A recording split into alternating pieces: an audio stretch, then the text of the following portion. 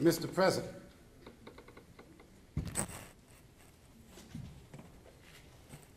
Good Lord.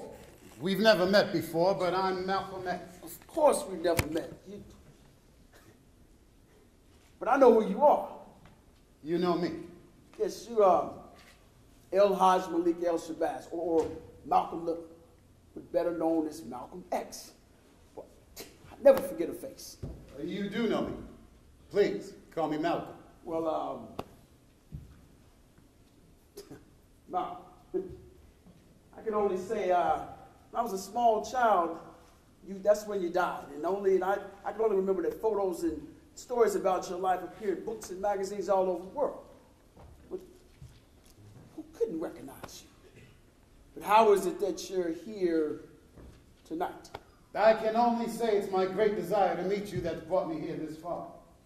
It's an honor to meet the first African American to become president of the United States of America. I can't say that I'm not flattered, but how is it that you actually look no older than you did back in 1965, which was actually about 40-odd years ago? Well, when I died, I was a young man. I regret that I never had the opportunity to experience those golden years. Those years of reflection and contemplation. Absolutely, Mr. President.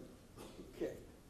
So by my calculations, although you were born in 1925, and I was born in 1961, I have advanced in age while you remain 39. And tonight I'm somehow older than you by about 8 or 9 years. Well, that sounds about right. Well, okay, Malcolm. It's strange math, but okay, I think I get it. You know, my high school senior class studied your life like a glorified specimen under a microscope. Really? Ah, yes, it was great. We each specialized in various areas of your life, and then we pooled our information. But you already were an American icon. An American icon, me, that little country boy. Ah, but you were never thought of as a country boy. Well, my formative years were spent in Lansing, Michigan, but I was born in Omaha, Nebraska. True, but you seem to leave your mark on cities like Detroit, Michigan, where they called you Detroit Red, and New York City, where you sported those jazzy zoot suits.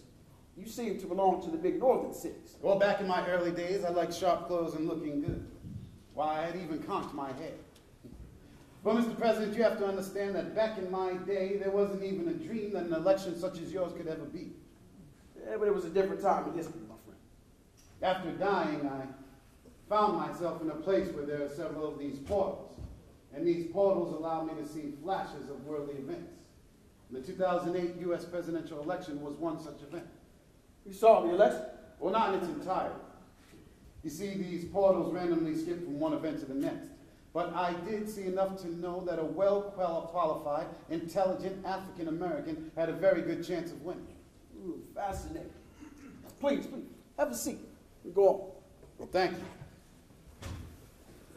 I tried to follow along as best as I could, and then months later the portals revealed that you had won. Why, I knew it was then that I knew that I had to meet you. I see, but then how is it that you were able to bring us together like this? Well, it wasn't easy, but I found a way to suspend time. Make time stand still? Yes. However, the process is faulty. It won't allow me to stay very long, and there'll be no warning when it begins to pull me back. Also, you can break the suspension by simply walking out of this room. But I'm hoping that you won't. So you did all of this just to talk to me. So what is it that you wish to talk about? Well, let's face it, Mr. President. You're one of the most powerful men in the free world, and also a recent Nobel Peace Prize winner, if I'm not mistaken. I see you certainly have done your homework.